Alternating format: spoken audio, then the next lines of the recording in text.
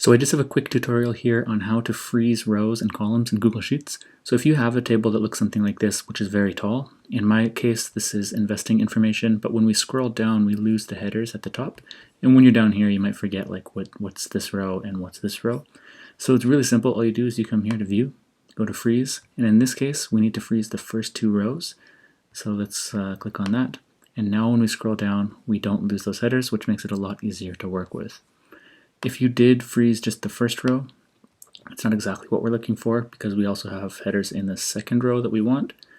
So yeah, you would want to set that to 2 rows. You can also have a little bit more customization, like if you click a different row and then go freeze up to current row, it's going to freeze that. So in this case it makes no sense to do something like that, but depending on your sheet and the data that you're working with, you might need to freeze more information.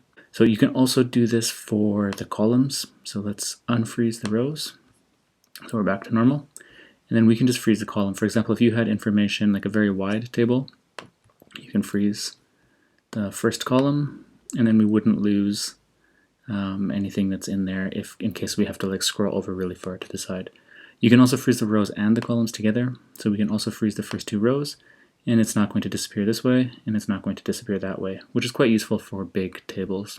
But yeah, that's it. That's all you need for freezing rows and columns in Google Sheets, and as your documents get bigger and bigger, this turns out to be a pretty useful thing.